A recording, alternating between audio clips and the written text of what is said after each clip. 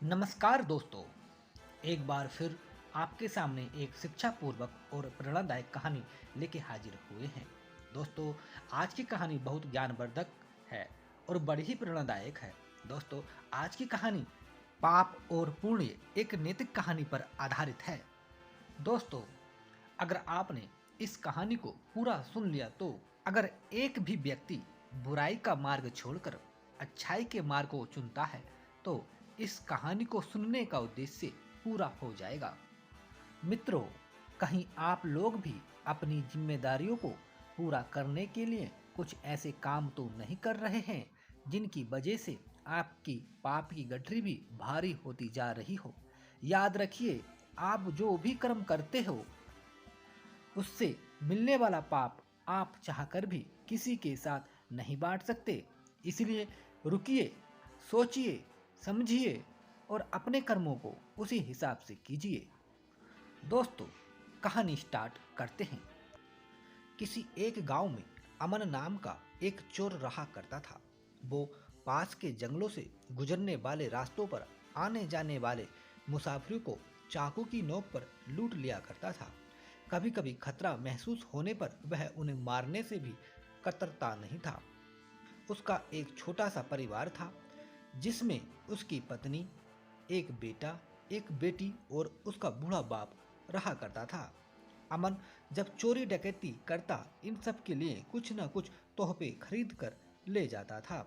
उसका पूरा परिवार भी जानता था कि वह जो सारी चीजें और पैसे लाता है वह चोरी और डकैती के होते हैं।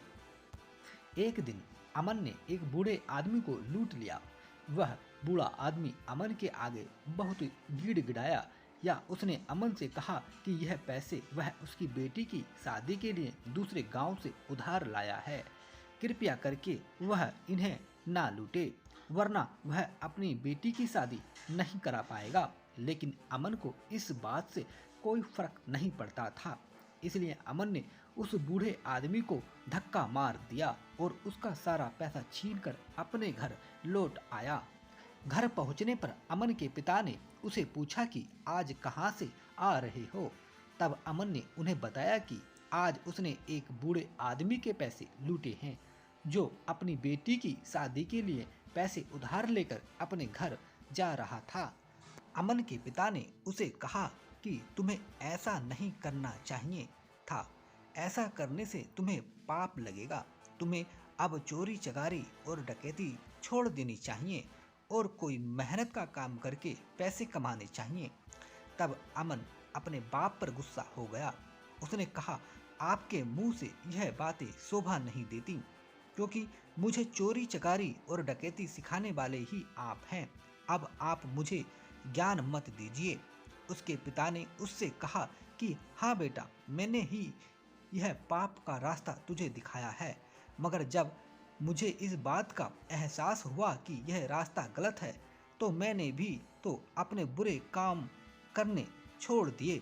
तुम भी जितनी जल्दी हो सके छोड़ दो, नहीं तो आगे जाकर बहुत पछताओगे। लेकिन अमन ने उनकी एक ना सुनी और अपना बुरा काम करना जारी रखा। कुछ दिनों बाद अमन फिर से चोरी डकैती करने के लिए जंगल के आने जाने वाले रास्तों पर छिपकर बैठ गया।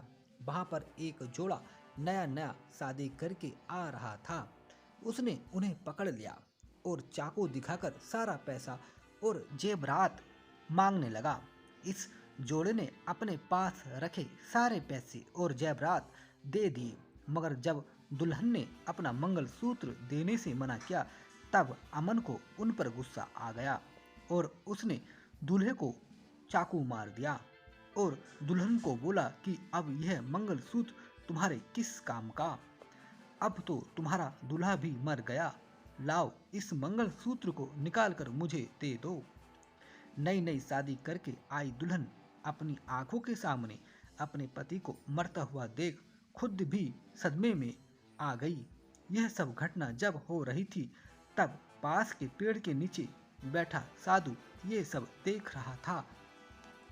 साधु ने अमन को अपने पास बुलाया और उससे कहा कि तुम्हें इतना मूल्यवान मनुष्य जीवन मिला है और तुम इसे इतना भयंकर पाप करके व्यर्थ कर रहे हो।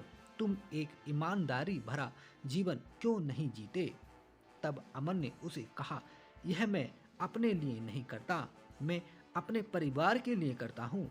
मैं जो लूटपाट करता हूँ उससे जो मुझे पैसे मिलते हैं वह मैं सारा अपने परिवार के ऊपर खर्च कर देता हूँ। तब साधु ने अमन को कहा कि चाहे तुम अपने परिवार के लिए पाप करते हो, मगर इस पाप का सारा हिसाब तुम्हें चुकाना पड़ेगा। हाँ, अगर कोई है जो अपनी मर्जी से तुम्हारे पाप में भागीदार बनता हो तब बात अलग होगी। अमन ने साधु की बात सुनकर तुरंत कहा, हाँ हाँ हाँ, क्यों नहीं। मेरा पूरा परिवार मुझसे बहुत प्रेम करता है और वह सभी जरूर मेरे पाप में भागीदार बनेंगे। आखिरकार मैं यह सब उनके लिए ही तो करता हूँ। साधु ने अमन से कहा कि हो सकता है यह तुम्हारा भ्रम हो। इस बात को स्पष्ट करने के लिए तुम्हें अपने परिवार से एक बार पाप की हिस्सेदारी लेने के लिए पूछ लेना चाहिए। अमन को साधु की बात पर विश्वास नहीं हुआ, लेकिन उसने सोचा कि एक बार पूछने में क्या जाता है। उस दिन जब वह घर पहुंचा तो अपने सारे परिवार के लिए कुछ न कुछ तोहफे लेकर गया, जिन्हें पाकर परिवार के सभी लोग बहुत खुश हो गए।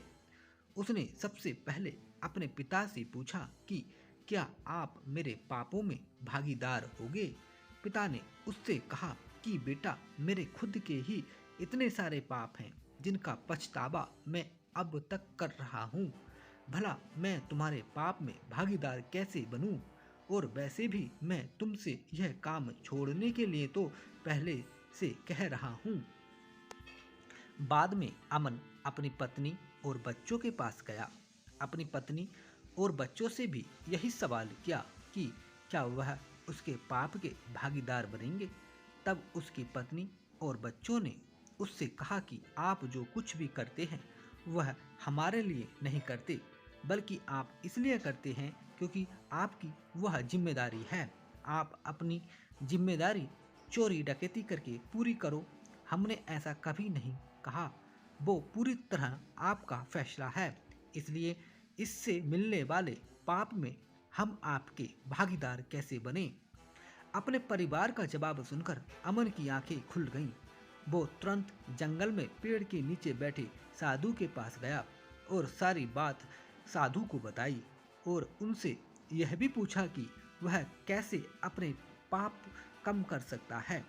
साधु ने उससे कहा, अपने सारे बुरे काम तुरंत बंद कर दो और तुम्हारे पास जो कुछ है, तन मन या धन, उन सब से अच्छाई के काम करना शुरू कर दो, जिससे तुम्हारा पाप धीरे धीरे कम हो जाएगा।